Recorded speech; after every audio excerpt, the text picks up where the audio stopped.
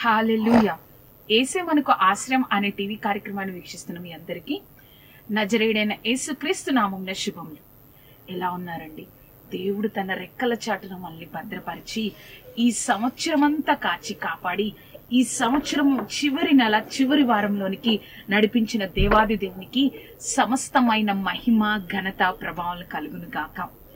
ఈ రోజు కూడా దేవుడు మనతో మాట్లాడాలని ఆశిస్తా ఉన్నారు. కాబట్టి మనం ప్రార్థనతో మన హృదయాలను సిద్ధపరచుకొని వాక్యాన్ని ధ్యానిద్దామండి.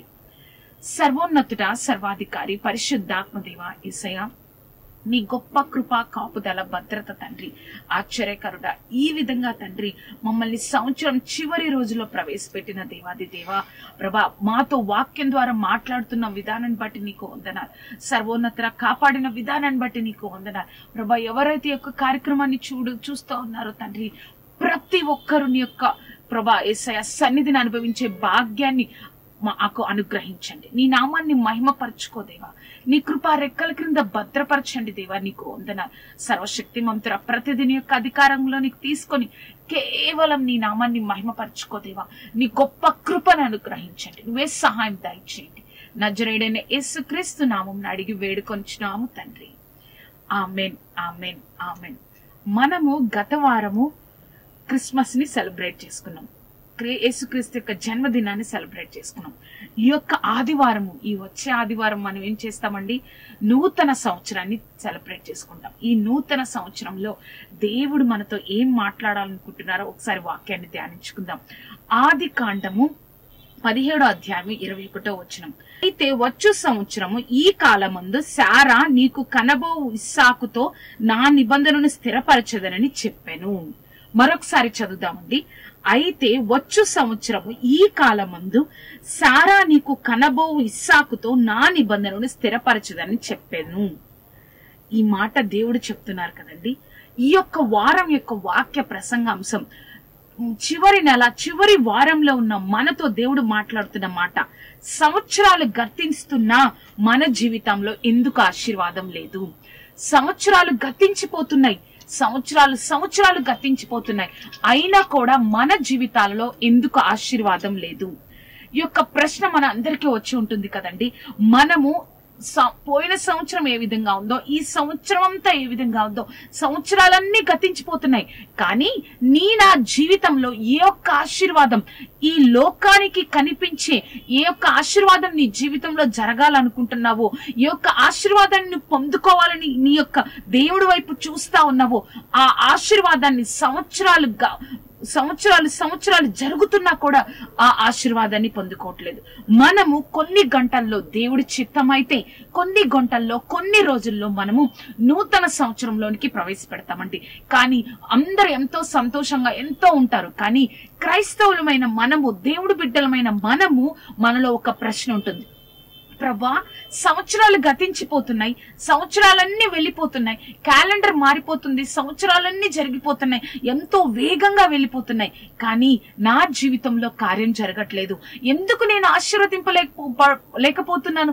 ఎందుకు నాకు ఆశీర్వాదం రావట్లేదు అన్న ప్రశ్న అయితే మనకు ఉంటుంది కదండి. ఈ సంవత్సర చివరి వారంలో మనకి ఇంకా ఆ ప్రశ్నతో మనము ఇంకా ఆలోచిస్తా ఉంటాం.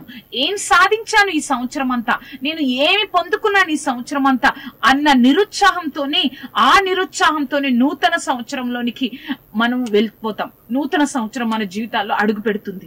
కానీ దేవుడు ఈ రోజు మాట్లాడుతున్నారు, ఎందుకు నువ్వు ఆశీర్వాదాన్ని పొందుకోలేకపోతున్నావు? ఎందుకు ఆ యొక్క ఆశీర్వాదాన్ని నువ్వు పొందుకోలేకపోతున్నావో దేవుడు మనతో 3 విషయాల ద్వారా మాట్లాడాలనుకుంటున్నారండి.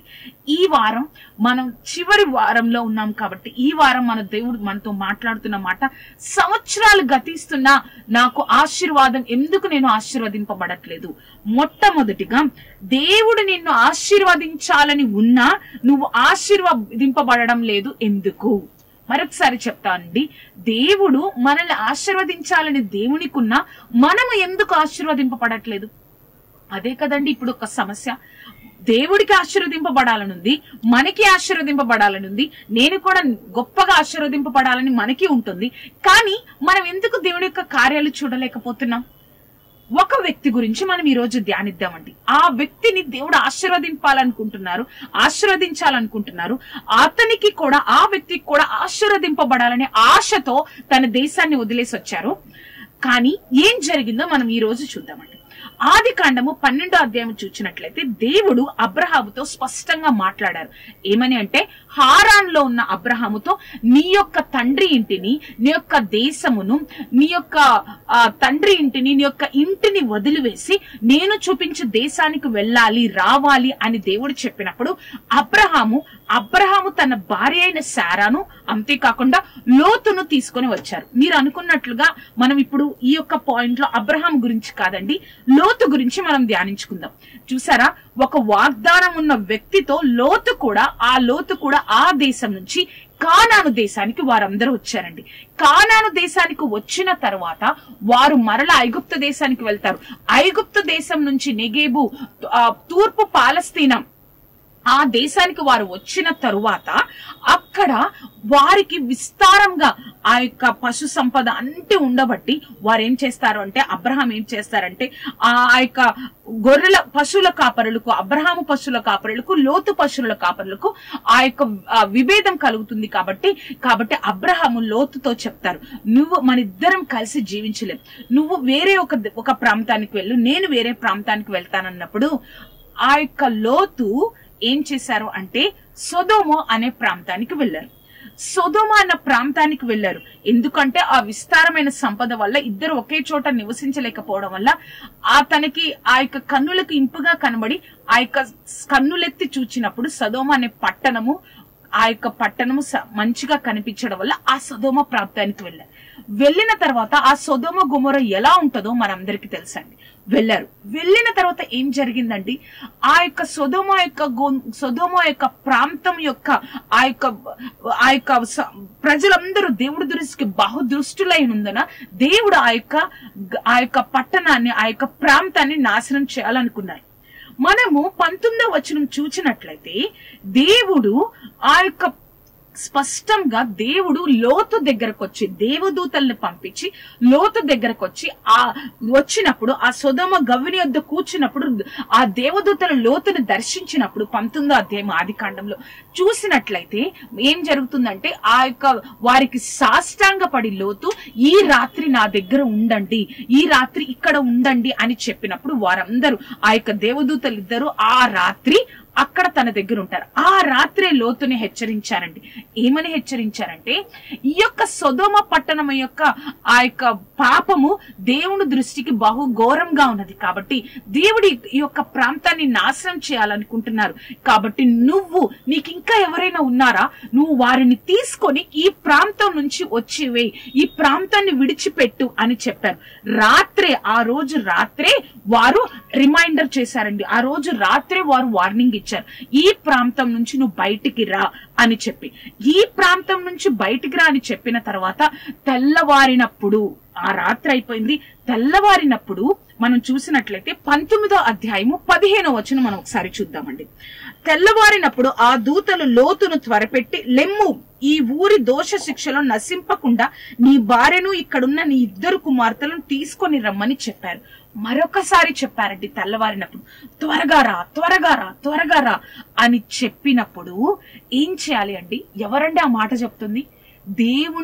దేవుడు నుంచి వచ్చిన దూతలు, దేవుని దూతలు ఆ మాట చెప్పి త్వరగా రా అని చెప్తా ఉన్నప్పుడు రావాలి కదండి. కానీ 16వ వచనంలో మనం చూసినట్లయితే అతడు తడువు చేసెను.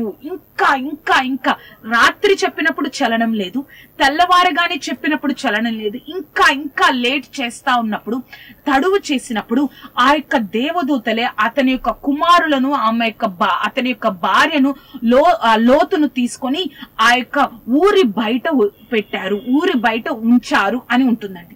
చూసారండి, ఇంకా ఇంకా లోకం వైపే చూస్తున్నారు. తరువాత దేవుడు స్పష్టంగా చెప్పారు. ఏమని చెప్పారంటే, నువ్వు ఆ కనిపిస్తున్న పర్వతం దగ్గరికి వెళ్ళు, నేను ఈ యొక్క భూమినంతటిని, ఈ పట్టణాన్నంతటిని నాశనం చేయబోతున్నానంటే లోతేమంటారో తెలుసా అండి? ప్రభా, నీ కృప ఇంకా నీ కృప, నా కనికరం నా మీద ఉంది, నేను ఆ కనబడుతున్న ఆ యొక్క సోయారు అనే పట్టణమునికి, ఆ ఊర్లోనికి వెళ్తాను ప్రభా అని వెళ్ళాడు.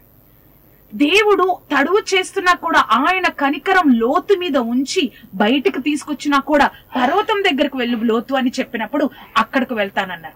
అక్కడికి వెళ్ళిన తరువాత మరలా పట్టణము భయంకరంగా ఉండడం బట్టి మరలా పర్వతానికి వెళ్లారు. అక్కడ కుమార్తెలతో లోతు ఒక గృహలో నివాసం ఉన్నారు. మీరు 19వ అధ్యాయము అంతా చదివినట్లయితే ఇదంతా మనకి తెలుసు కాబట్టి వచనాలు చూపించబడట్లేదు. ఆ విధంగా వెళ్ళినప్పుడు తర్వాత ఎంత ఘోరమైన పాపం జరిగిందో, ఆ కుమార్తెలు తన తండ్రి వల్ల కుమారుల్ని కలిగి ఉన్నారు. అంతేకాకుండా లోతు భార్య బయటకు వస్తున్నప్పుడు వెనక తిరిగి చూడడం వల్ల ఏం జరిగిందండి? ఉప్పు స్తంభం అయిపోయింది. ఇదంతా మనకి తెలుసు. ఒక్కసారి ఆలోచించండి. ఆ యొక్క సొదొమ ఊరిలో దేవుడు లోతుని ఆశీర్వదించాలని ఆశ ఉంది, లోతుకి ఆశీర్వదింపబడాలని ఆశ ఉంది, కానీ ఆశీర్వాదం పొందుకోలేకపోయాడు. ఎందుకో తెలుసా? లోకం వైపు చూస్తా ఉన్నాడు, లోక ఆశల వైపు చూస్తా ఉన్నాడు. దేవుడు ఎన్నిసార్లు చెప్పారు, వచ్చిన దేవదూతలు చెప్పారు, నీకు ఇంకా ఇక్కడ ఎవరున్నారు, వారిని తీసుకొని నువ్వు బయటికి రా అని చెప్పినప్పుడు లోతు రావాలి కదండి. తెల్లవారినప్పుడు వెంటనే రా అని చెప్పినప్పుడు రావాలి కదా, కానీ రాలేదు. మనం కూడా అంతే అండి. ఎందుకు ఆశీర్వదింపబడలేకపోతున్నామో తెలుసా? దేవుడు ఎన్నిసార్లు హెచ్చరిస్తున్నారో. ఏమని అంటే, నీలో ఉన్న అవిధేయతను దూరం చేసుకో, నీలో ఉన్న పాపాన్ని దూరం చేసుకో, నీలో ఉన్న దేవుడికి ఇష్టం లేనిది ఆ విగ్రహం ఏదుందో దానిని దూరం చేసుకోమని దేవుడు ఎన్నోసార్లు మనల్ని హెచ్చరించినా కూడా దానితోనే మనం క్రైస్తవులుగా పిలువబడుతూ ఒక సంఘంలో సభ్యులుగా ఉంటూ దానితోనే కొన్ని సంవత్సరాలు, కొన్ని నెలలు, కొన్ని రోజుల నుంచి ఉండడం బట్టి మనము దేవుడు ఆశించిన మనకి సంతృప్తికరమైన, లోకానికి ఒక ఆశీర్వాదకరమైన ఆశీర్వాదాన్ని మనం పొందుకోలేకపోతున్నామండి. దేవుడికి ఆశ అయితే ఉంది, లోతుని ఆ యొక్క ప్రాంతం నుంచి బయటకు తీసుకొచ్చి నిలబెట్టాలి అని, ఆ కుటుంబాన్నంతా రక్షించాలని. కానీ లోతు తడువు చేస్తా ఉన్నాడు. లోతు ఇక్కడికి వెళ్ళు, లోతు ఆ పర్వతం దగ్గరికి వెళ్ళు అంటే ఆ సోయారు అనే ప్రాంతానికి వెళ్ళాడు. మనకి కూడా ఎన్నిసార్లు అంటే దేవుడు చెప్పారు, ఎన్నిసార్లు ఆ పాపాన్ని వదిలి నేను నిన్ను ఆశీర్వదిస్తా. మనం ఒక్కడి గుర్తుపెట్టుకోవాలండి, ఏంటో తెలుసా? మనల్ని దేవుడు ప్రతిసారి హెచ్చరిస్తున్నారంటే మన యొక్క ఆశలు, మన యొక్క కోరికలు, మన యొక్క లోకాశలు, మన యొక్క ఇష్టాలు ఏదైతే ఉన్నాయో దానికంటే అది నేను చాలా నాకు బాగుందే అని దేవుడు చెప్పిన మాట కంటే నువ్వు దాన్ని ఎక్కువగా ప్రేమిస్తున్నావు. కానీ నువ్వు ఒక్కడి గుర్తుపెట్టుకోవాలి, దేవుడి గొప్ప ప్రణాళిక ఉంది కాబట్టి దేవుడు నిన్ను అన్ని సార్లు హెచ్చరించి ఆ యొక్క దానికంటే నేను ఇవ్వబోయేది నీకు గొప్పది అని ఉంది కాబట్టి దేవుడు అన్ని సార్లు హెచ్చరిస్తున్నారు. దేవుడు నిజంగా ప్రేమించే వారినే, కొంతమందినే ఆయన ప్రతిసారి హెచ్చరిస్తా ఉంటారండి. ఆ హెచ్చరికకు నువ్వు లోబడ్డావా, దేవుడి ఆశీర్వాదాన్ని పొందుకుంటావు. ఎన్ని సంవత్సరాల నుంచి ఒక విషయం కోసం నువ్వు ప్రార్థన చేస్తున్నావు, కానీ దేవుడు చెప్తున్నారు, ఈ పాపాన్ని వదిలే, ఈ యొక్క అవిధేయతను వదిలే, ఈ యొక్క పాపపు చూపును వదిలే, ఈ యొక్క పాపాన్ని నీ హృదయంలో నుంచి, నీ జీవితంలో నుంచి, ఆ తలంపల్లో నుంచి తీసివే అని దేవుడు హెచ్చరిస్తున్నా కూడా ఇంకా ఇంకా నువ్వు ఆ విధంగానే ఉండడం బట్టి దేవుడి యొక్క ఆశీర్వాదాన్ని మనం పొందుకోలేకపోతున్నాం. దేవుడి యొక్క ఆ యొక్క ఆశీర్వాదాన్ని మనం పొందుకోలేకపోతున్నాం. సంవత్సరాలు గతించిపోతున్నా ఒక క్రైస్తవునిగా ఉంటూ కూడా మనం దేవుడికి ఒక అవమానకరంగా, క్రైస్తవులు అంటారు, వాళ్ళు ఆదివారం వస్తే సన్నిధికి వెళ్తారు, దేవుని మందిరానికి వెళ్తారు, కానీ వారి జీవితాల్లో ఆశీర్వాదం లేదా అని లోకస్తులు ఎత్తి చూపి దేవుడికి ఒక అవమానకరంగా మనం ఉంటున్నామండి. గతించిన సంవత్సరం అంతా ఆ విధంగానే మనం జీవించాం. మన యొక్క వాక్య ప్రసంగ అంశము, సంవత్సరాలు గతిస్తున్న మన జీవితంలో ఎందుకు ఆశీర్వాదం లేదు? మనం మొట్టమొదటిగా దేవుడు నిన్ను ఆశీర్వదించాలి అని ఉన్నా ఎందుకు నువ్వు ఆశీర్వదింపబడట్లేదు? రెండవదిగా మనం చూసినట్లయితే దేవుడే మన ఆశీర్వాదానికి ఆధారము అని మర్చిపోకూడదు. దేవుడే నా ఆశీర్వాదానికి ఆధారం అని మర్చిపోకూడదు. దేవుడు నిన్ను ఒక వాగ్దానంతో, ఒక చిత్తానుసారంగా, ఒక ప్రణాళికతో నడిపిస్తా ఉన్నప్పుడు కొన్నిసార్లు ఈ మనుష్య రీతిగా మనం ఏం చేస్తామంటే లోకానుసారంగా లోకస్తుల మీద ఆధారపడతాం, లోకాన్ని చూస్తాం. దేవుడి శక్తి కన్నా వీరు నన్ను ఆశీర్వదిస్తారు, వీరు నన్ను నిలబెడతారు అన్న ఆలోచనలో పడిపోతాం. ఒక వ్యక్తిని మనం బైబిల్లో చూద్దామండి. ఆ వ్యక్తి పేరే అబ్రహాం. దేవుడు స్పష్టంగా 12వ అధ్యాయంలో చెప్పారు, నీ యొక్క తండ్రి ఇంటిని, నీ యొక్క దేశాన్ని, నీ యొక్క ఇంటిని వదిలేసి రా అని చెప్పినప్పుడు ఆ యొక్క అబ్రహాము శారాతో లోతుతో కలిసి కానాను దేశానికి వచ్చారు. ఆ కానాను దేశానికి రాగానే అక్కడ కరువు భారమై ఉన్నందున 12వ అధ్యాయం మనం చూసినట్లయితే అక్కడ కరువు భారమై ఉన్నందున అక్కడ ఆ ఊరికి, ఆ పట్టణానికి, ఆ దేశానికి రమ్మని చెప్పింది ఎవరండి? దేవుడు కదా. దేవుడిని అడగాలి కదా, ప్రభా నీ చిత్తానుసారంగా నేను ఈ యొక్క దేశానికి వచ్చాను కదా, నువ్వు చెప్పినట్లుగా నేను యొక్క దేశానికి వచ్చాను, నాకు కరువు వచ్చింది ప్రభా అని అడగాలి కదండి. కానీ తన సొంత నిర్ణయంతో అబ్రహాం ఏం చేశారో తెలుసా? ఐగుప్తు దేశానికి వెళ్ళిపోయారు. ఐగుప్తు అంటేనే లోకము అని అర్థం అండి. ఐగుప్తు దేశానికి వెళ్ళిపోయినప్పుడు ఏం జరిగిందో తెలుసా? అక్కడ ఆ యొక్క భార్య అయిన శారాను అబ్రహాం ఏమన్నారంటే నువ్వు చెల్లివని చెప్పినప్పుడు ఆ యొక్క ఐగుప్తు దేశం యొక్క రాజు ఫరో ఆ యొక్క శారాను తన ఇంటికి పిలిపించుకున్నారు. ఆ శారాని బట్టి ఫరో ఇంటి వారందరికీ దేవుడు మహావేదనను కలగజేశారు అని బైబిల్లో ఉంటుంది. మహావేదన కలిగింది. అప్పుడు ఫరో పిలిచి ఏమంటారో తెలుసా? ఎందుకు నువ్వు ఇలా చేసావు అబ్రహాము? నువ్వెందుకు ఈ విధంగా చెప్పావు? ఇలా అన్నావు ఎందుకు? నా చెల్లి అని అన్నావు ఎందుకు? తన వల్ల మా ఇంటి వారు అందరూ బాధపడుతున్నారు అని చెప్పినప్పుడు ఆ ఫరో రాజు అక్కడున్న వాళ్ళందరికీ ఆజ్ఞాపించి అతన్ని పంపివేయండి, అతనికి కలిగిన సమస్తాన్ని మన దేశం నుంచి పంపివేయండి అని చెప్పినప్పుడు అబ్రహాము మరలా ఆ యొక్క దేశం నుంచి, ఆ యొక్క ఐగుప్తు దేశం నుంచి బయటకు వచ్చి ఆ యొక్క నేగేబు అనే దేశానికి వెళ్తారు. చూసారండి, అక్కడ వాగ్దానం ఉంది, ఆశీర్వదింపబడాలనుకున్నారు. కానీ పొరపాటున లోకం వైపు చూసి, లోకం వైపు కరువు ఉందే అని చెప్పి వేరే దేశానికి వెళ్ళిపోయారు. కానీ అబ్రహాము తన జీవితంలో ఆ తప్పు జరిగినప్పుడు ఆ తప్పుని మరలా మరలా మరలా మరలా రిపీట్ చేయలేదండి. మరలా మరలా ఆ యొక్క తప్పుని చేయలేదు. అబ్రహాం ఏం చేశాడో తెలుసా? 22వ అధ్యాయంలో 21వ అధ్యాయంలో దేవుడు అబ్రహాముని నీ కుమారుని నాకు ఇవ్వు అని చెప్పినప్పుడు, అయ్యో నాకు ఎన్నో సంవత్సరాల్లో వాగ్దాన పుత్రుని నేను పొందుకున్నాను, వాగ్దాన కుమారుడే దేవుడు మరలా ఏమంటున్నాడేంటి అని అనుకోవాల. నా ఆశీర్వాదానికి ఆయనే ఆధారం కదా. కాబట్టి దేవుడు ఏది అడిగితే నేను అది చేస్తాను. అది నాకు ఎంత కష్టమైనా కావచ్చు. ఈ ఒక్క కుమారుడు చనిపోతే, ఈ ఒక్క కుమారుడిని నేను బలిస్తే, ఈ ఒక్క కుమారుడిని నేను చంపివేస్తే, దేవుడికి బలిస్తే నాకెవరు లేరు అనుకోలేదు.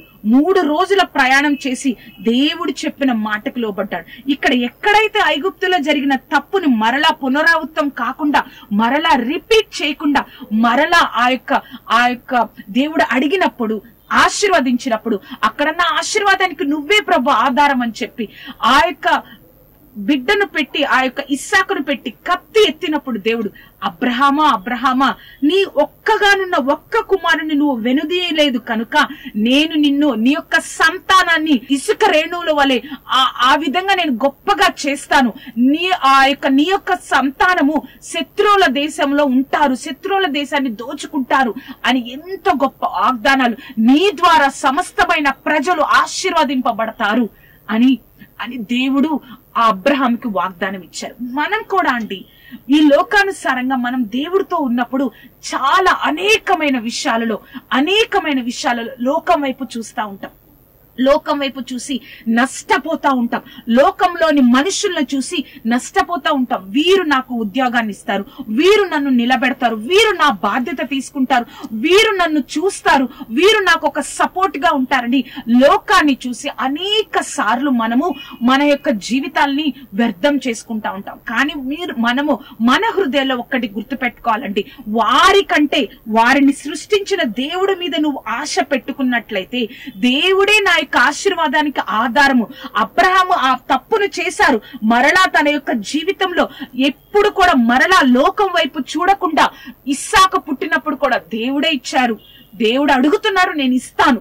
ఎంత కష్టమైన నేను ఆ దేవుడి చిత్తానికి లోబడతానని నువ్వు ఎప్పుడైతే ఆయన మీద ఆశ పెట్టుకుంటావో, నా ఆశీర్వాదానికి ఆయనే ఆధారం, నా దిక్కు ఆయనే, ఈ మనుషులని దేవుడు నిలబెట్టగలడు, కానీ ఆయన ఆజ్ఞ లేకపోతే, ఆయన చేయకపోతే నేను పొందుకోలేను అని నువ్వు ఎప్పుడైతే అనుకుంటావో, అబ్రహాము లాంటి గొప్ప ఆశీర్వాదాన్ని మన జీవితంలో వచ్చే సంవత్సరం దేవుడు అనుగ్రహిస్తాడండి.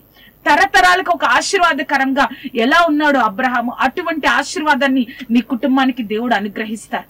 కానీ మనం చాలా సార్లు మన యొక్క సమస్యల్లో, మన యొక్క బాధల్లో, మన యొక్క కన్నీరులో దేవుడు మనకి సమాధానం ఇవ్వట్లేదని చెప్పి ఏం చేస్తాం తెలుసా?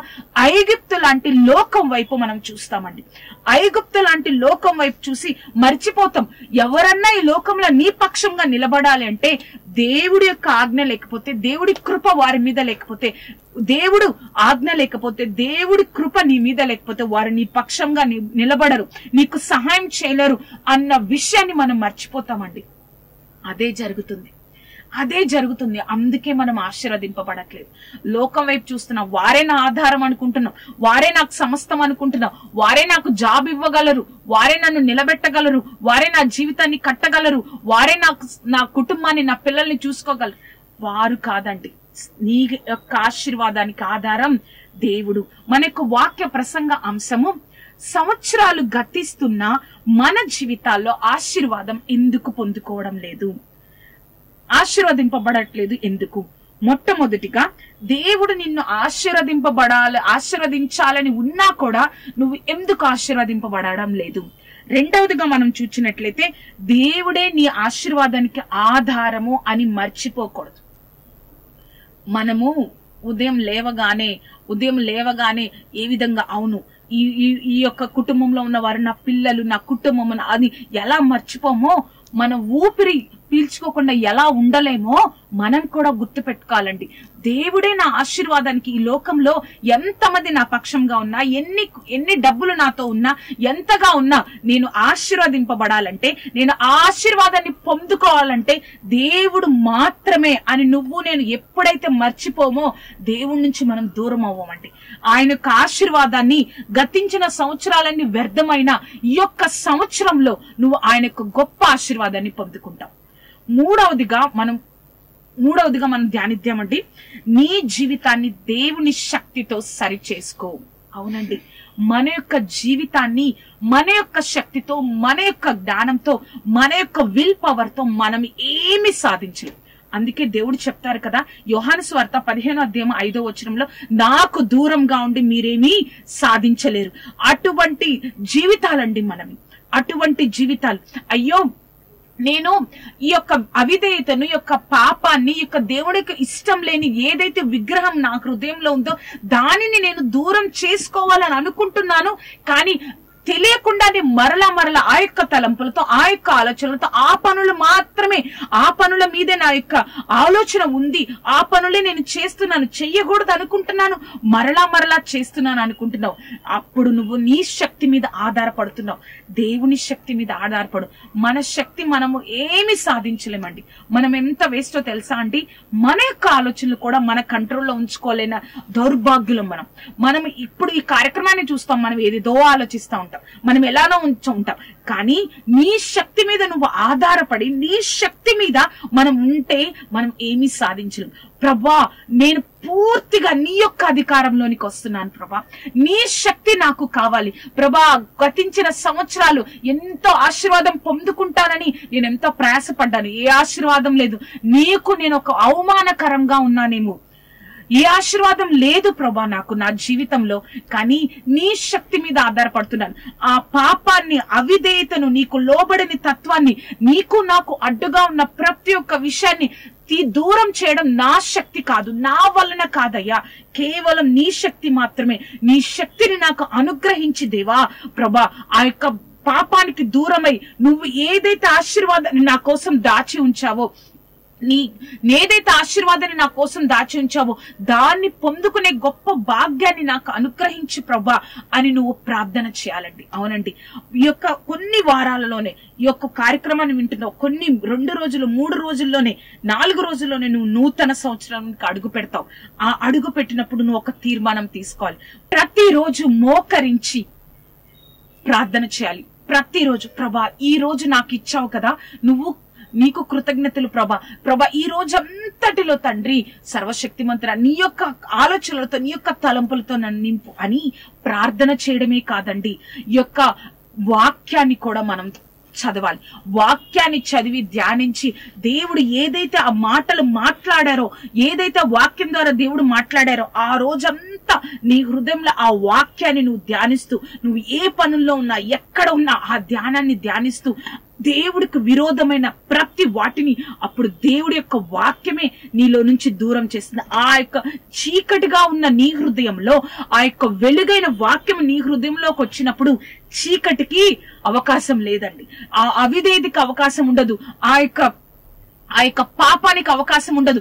ఆ పాపాన్ని అధిగమించే శక్తిని దేవుని యొక్క వాక్యము నీకు కలగజేస్తుంది.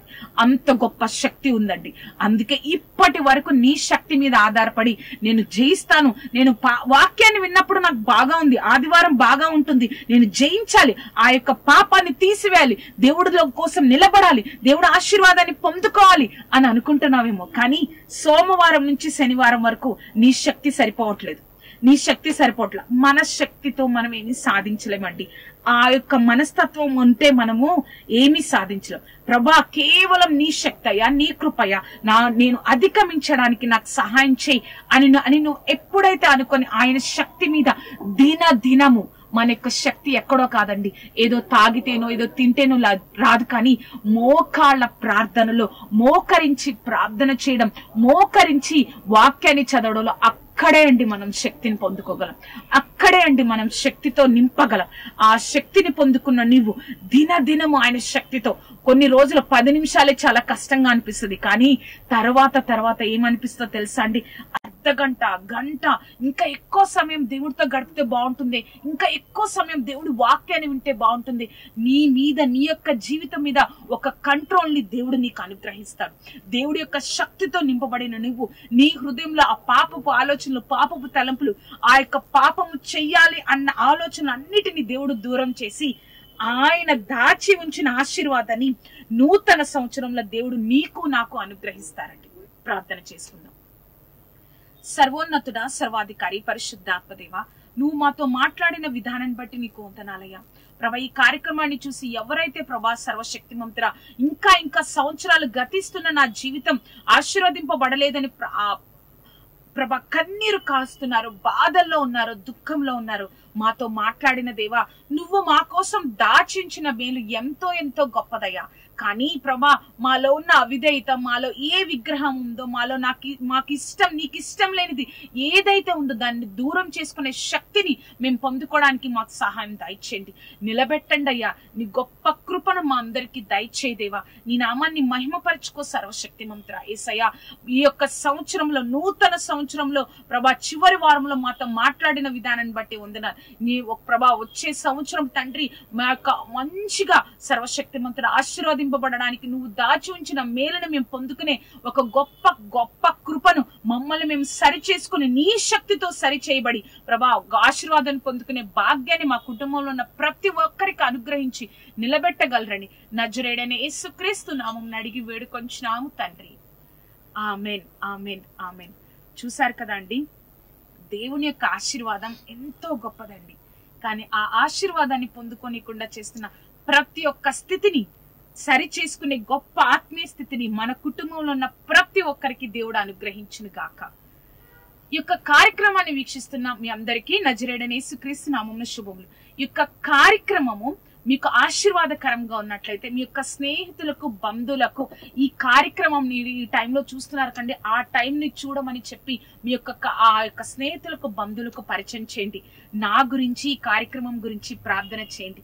దేవుడు గొప్ప ఆశీర్వాదాన్ని మనకి నూతన సంవత్సరంలో మనందరికీ ఆయన దాచి ఉంచిన ఆశీర్వాదాన్ని మనందరికీ, మన కుటుంబంలో ఉన్న ప్రతి ఒక్కరికి అనుగ్రహించును గాక. దేవుడు మిమ్మల్ని దీవించును గాక. ఆమేన్, ఆమేన్, ఆమేన్.